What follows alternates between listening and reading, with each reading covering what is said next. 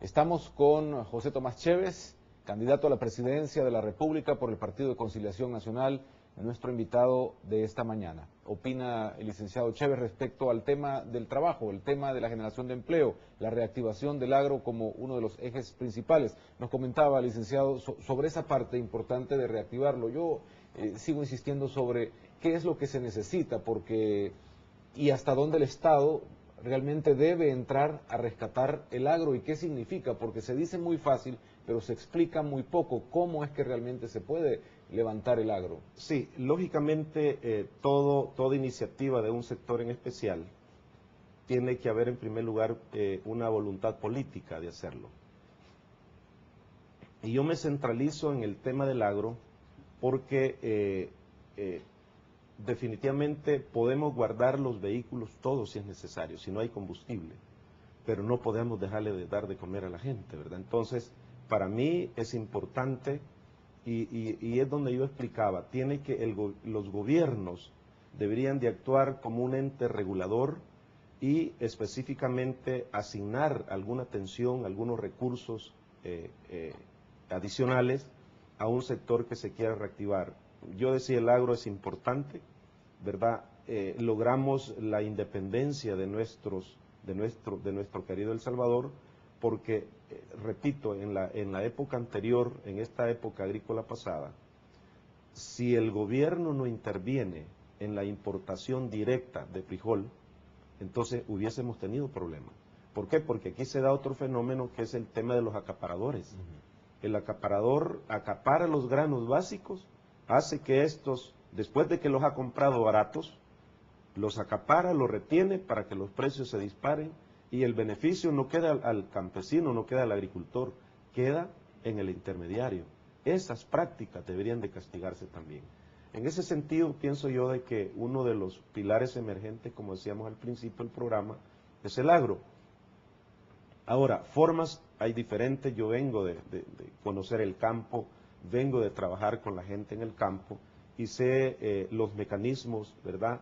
Como repito, solo falta la voluntad política y poder asignar unos recursos. Por ejemplo, el Banco de Fomento Agropecuario debería estar el 100% de cara a apoyar la reactivación del agro. Pero de repente se están atendiendo a otros sectores, que no digo que es malo, porque eso es lo que yo trato de decir. Tenemos que apoyar los sectores emergentes, pero sin descuidar los otros sectores, porque todos los sectores son importantes. El turismo, por ejemplo. Aquí nosotros vemos que tenemos lugares maravillosos, que si los damos a conocer, el turismo genera empleo, genera divisas y genera bienestar. Ahora, pero ¿cómo no caer en una reactivación del agro, como ya la vivimos en el pasado, que cuando se intentó hacer ese esfuerzo, terminó en corrupción, terminó en una entrega de créditos a la gente que después no lo pagó? Es decir, si se subsidia, luego termina en un problema también la parte económica del Estado. Cuando yo digo soluciones integrales es que se tiene que controlar su entorno total, la asesoría, ¿verdad? Porque si usted le da dinero, le da semilla mejorada, le da todo a la gente y esta gente no sabe qué tiene que hacer o no tiene una supervisión, entonces en vez de ayudarle a la gente, se le afecta.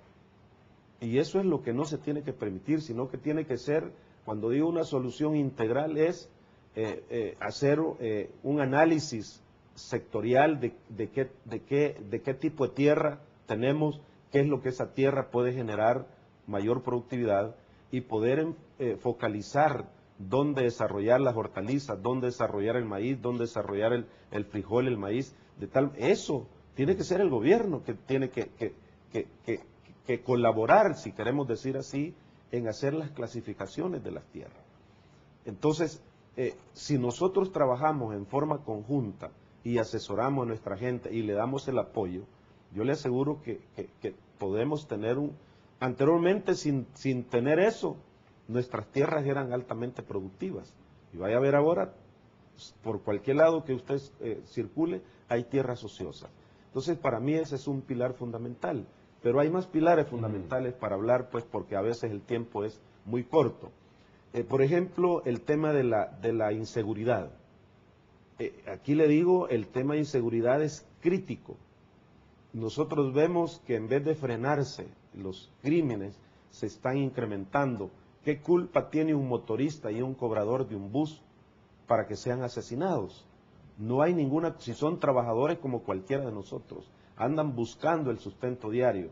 De repente aquí lo que hay que hacer es establecer también sistemas preventivos de seguridad y atacar con seriedad aquellos núcleos.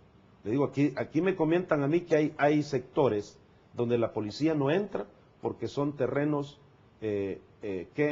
custodiados por las maras. Le digo con el respeto, ¿verdad? Pero aquí tenemos que ser enérgicos, ¿verdad? Vamos detrás de ellos, en primer lugar, a atacarlos en forma física. Pero los programas preventivos son los que tenemos que explotar, los programas preventivos que tenemos que llegar a los hogares, a la niñez. ¿Cómo es posible que, y por ahí andaban unos anuncios también, ¿verdad?, unos comentarios, que es triste, ¿cómo es posible que niños de 8 a 10 años en las escuelas estén siendo utilizados para trasladar armas, trasladar drogas y lo más delicado, cobrar extorsiones a los pequeños, medianos o grandes empresarios? Eso es triste, ¿verdad? Entonces, tenemos que establecer métodos preventivos para salvaguardar nuestra niñez, llegar a la mente y al corazón de los jóvenes y, lógicamente, ya el que está en la actividad delictiva, físicamente hay que buscarlo, hay que mejorar la ley. Yo tengo, y quizás es importante también, y por ahí hubiera comenzado, dentro de mis pilares yo he nombrado como pilar de oro el poder restablecer un verdadero Estado de Derecho en este país. De tal manera que las leyes se cumplan, que cada ciudadano sepa que si comete un error tiene que pagar por ese error. No importa la categoría del ciudadano más eminente hasta el ciudadano más humilde, que esté bajo la cobertura de la ley, y nadie podría estar encima de la ley. Entonces, ¿qué quiero decir con esto? Si nosotros hacemos aplicar, y por ello digo, yo voy a gobernar en una mano las leyes y en otra mano la palabra de Dios, la Biblia, porque también tenemos que rescatar los valores en este país, ¿verdad? Y en ese sentido yo estoy casi seguro que la población entera estaría aplaudiendo una actitud, por un lado enérgica, por otro lado concientizando a la sociedad entera, pero tenemos que hacerlo. De la corrupción, licenciado Chévez, ¿qué oferta tiene? Mire, para mí la corrupción es un cáncer a nivel de Latinoamérica, no solo en El Salvador. Y ese cáncer también hay que atacarlo. Y por eso la importancia de las leyes. Para mí, toda persona que se le demuestre jurídicamente, con pruebas, que ha cometido un acto de corrupción, debería de pagarlo. En primer lugar, buscar recuperar esa plata, porque con dinero es que se puede reactivar verdaderamente la economía en este país. Y por otro lado, que pague su pena, porque es la única manera también que vamos a poner orden en este país. Si no, olvídese, medio arreglamos una cosa, pero se nos desordena otra. Las leyes tienen que ser de forma integral también, de tal manera